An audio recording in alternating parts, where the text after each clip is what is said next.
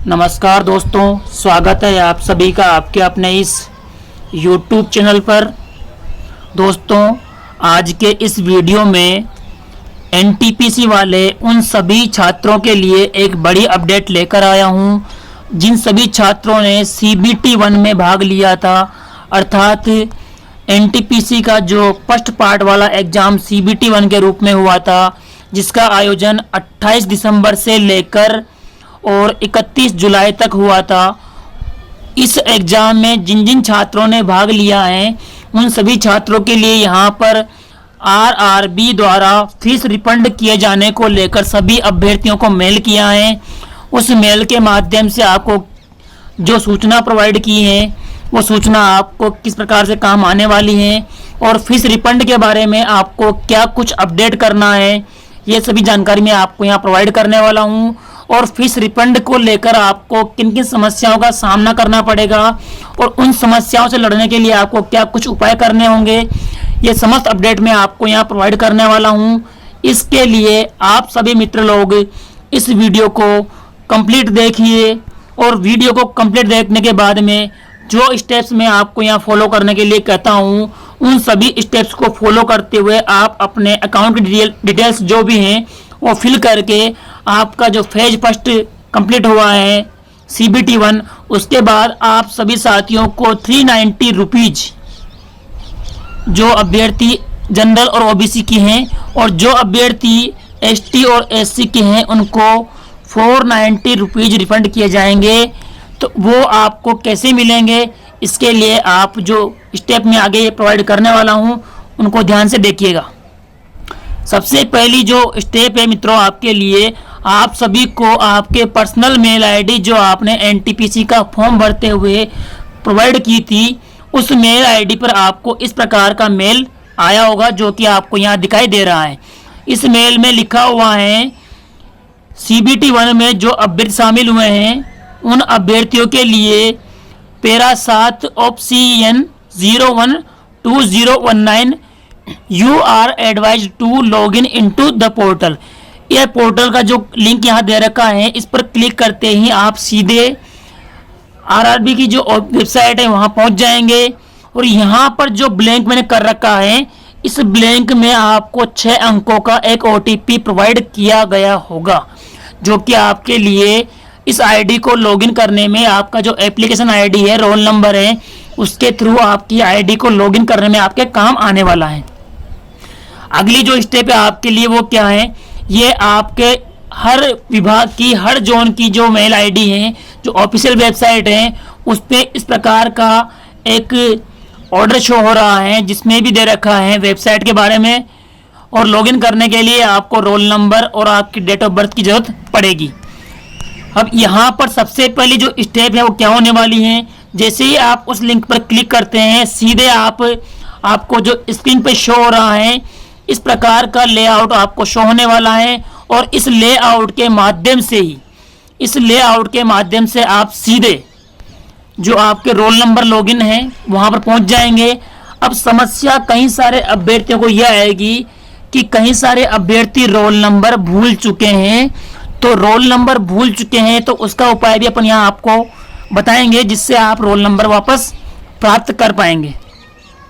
अब roll number प्राप्त कैसे करना है, तो उसके लिए आपको यहाँ पर फॉरगॉट रोल नंबर का एक आइकन दिखाई दे रहा होगा, ये आइकन दिखाई देगा। इस पर क्लिक करते ही आप अगली जो स्टेप है वो ये शो होगी, जहाँ पर आप सीधे फॉरगॉट रोल नंबर पर क्लिक करते ही पहुँच जाएंगे। अब यहाँ क्या करना है, आपको आपके फॉर्म भरते वक्त मेल आईडी पर एक रजिस्ट्रेशन नंबर आया होगा, उस रजिस्ट्रेशन नंबर को आप यहाँ पर फिल कीजिए और फिल करने के बाद में आप डेट ऑफ बर्थ फिल कीजिए और यहाँ पर जो कैप्चा कोड दे रखा है उसको यहाँ फिल करते ही जैसे ही आप सबमिट पर क्लिक करते हैं आपका रोल नंबर इस प्रकार से यहाँ शो हो जाएगा। देखिएगा यहाँ पर आपको यहाँ पर इस प्रकार से आपका जो रोल नंबर है वो शो हो जाएगा। इसको आप बाय पेन या स्क्रीनशॉट के माध्यम से प्राप्त कर लें, क्योंकि आगे भी आपको 2 दिन बाद आंसर की जारी होने वाली हैं, उसमें काम आने वाला है। और आंसर की के बारे में भी आपको मैं जानकारी प्रोवाइड करूंगा कि आंसर की चेक करने के लिए लॉगिन कैसे करना है, किस प्रकार से जो आंसर टिक कर रखे हैं वो सही है गलत है, ये समस्त जानकारी मैं आपको जो आंसर की आने वाली है उसके बारे में प्रोवाइड करूंगा। अब यहाँ पर आप देख लीजिए दोस्तों, आपके रोल नंबर प्राप्त करने के बाद आप वापस से जो बैक स्टेप है वहाँ आना है आपको, जिसमें आपको रोल नंबर यहाँ फिल करने हैं। रोल नंबर फिल करने के बाद में डेट ऑफ बर्थ और जो OTP आपको मेल पर आया हुआ है 6 अंकों का, जिसके बारे में आपको पहले बोल चुका हूँ। उसके बाद में आपको यहाँ पर कैप्चा कोड फिल करना है और सीधे लॉगिन करना है। लॉगिन पर क्लिक करते ही आप सीधे अपनी जो एप्लीकेशन आईडी है उसको ओपन कर लेंगे। उसको ओपन करते ही आप यहाँ देख लीजिए मित्रों कि इस प्रकार का लेआउट आपको वहाँ शो होने वाला है। और इस लेआउट में इस प्रकार से आपको दिखाई दे रहा है सारी जानकारियाँ, आपके रोल नंबर वगैरह, नाम पते वगैरह, आपकी मेल आईडी, मोबाइल नंबर सब आपको यहाँ शो जाएंगे।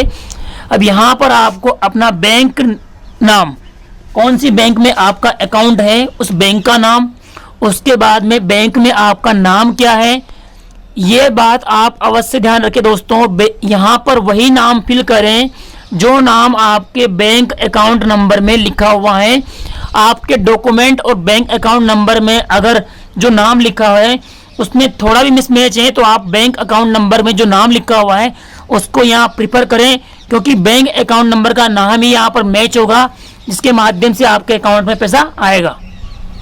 बैंक का IFSC कोड, आपका अकाउंट नंबर और ब्रांच का नाम, किस ब्रांच में आपका खाता है, ये समस्त जानकारी आपको यहाँ पर फिल करनी है। उसके बाद में आपको यहाँ नेक्स्ट पर क्लिक करना है। नेक्स्ट पर क्लिक करने के बाद में आप सीधे इस स्टेप पर पहुँच जाएंगे जो आपको यहाँ दिखाई दे रही है। एक बार वापस से आप थोड़ा यहाँ पर स्टे करके जो यहाँ पर आपको जानकारी शो होगी उसको वेरीफाई कर ले। और उसको वेरीफाई करने के बाद में आपको लगता है कि आपके द्वारा दी गई जानकारी एकदम सत्य है, एकदम सही है, तो फिर यहाँ पर आप कंफर्म एंड सबमिट कीजिए। अदरवाइज आपको कुछ डाउट लगता है, कोई रॉन्ग चीज़ होती है, तो आप यहाँ पर जो ऑप्शन दे रखा है एडिट का, इस पर क्लिक करके वापस से कुछ गलतियों को आप सुधार कर पाएंगे। इसके बाद में आपको यहाँ एक कोने पर चेक बॉक्स दिखाई देगा, उस पर आपको क्लिक करना है। उस क्लिक को क्लिक करने के पश्चात ही आप सबमिट कर पाएंगे। इसके बाद में आपको अंतिम जो फेज है, अंतिम जो स्टेप है, उसमें आपको इस प्रकार का लेआउट शो होने वाला है जो आपको यहाँ स्क्रीन पर दिखाई दे रहा है। और इसको आप क्लोज करने के बाद में यहाँ पर आपको देख लीजिए स्पष्ट लिखा हुआ है बैंक डिटेल्स सेव्ड सक्सेसफुली। इसके बाद में क्लोज करने के बाद आप वापस से पुनः जो पहली स्टेप थी वहाँ पर पहुँच जाएंगे। इस प्रकार से आप जो फीस रिफंड की प्रक्रिया है उसके लिए आप अपने अकाउंट की जो डिटेल्स हैं वो फिल कर सकते हैं। मित्रों, आपको एक और अगले वीडियो में संभावना कल शाम तक आपको जो NTPC की आंसर की जारी होने वाली हैं उसके बारे में जानकारी प्रोवाइड करूंगा। उसके लिए आपको लॉगिन कैसे करना है, किस प्रकार से आपको अपनी जो आंसर की है वो चेक करनी है, क्योंकि वहाँ पर 3 प्रकार के ऑप्शंस होते हैं। आपने जिस क्वेश्चन को आपने अटेम्प्ट किया है वो, जिसको अटेम्प्ट नहीं किया है वो, और अटेम्प्ट करने के बाद जो रॉन्ग हुआ है वो, इस प्रकार से 3 प्रकार के वहाँ पर विकल्प शो होंगे। तो उस आधार पर मैं आपको बताऊंगा कि किस प्रकार से आपको अपनी जो आंसर की है वो चेक करनी है। फिलहाल आप समस्त प्रकार की जो अपडेट्स हैं NTPC और भी अन्य एग्जाम्स एवं हिंदी व्याकरण के अध्ययन के लिए भी अगर आपको जरूरत पड़ती है तो आप चैनल को सब्सक्राइब कीजिए, ताकि आपको हमारी जो अध्यापन प्रक्रिया है उससे जुड़ने का मौका मिले। धन्यवाद दोस्तों।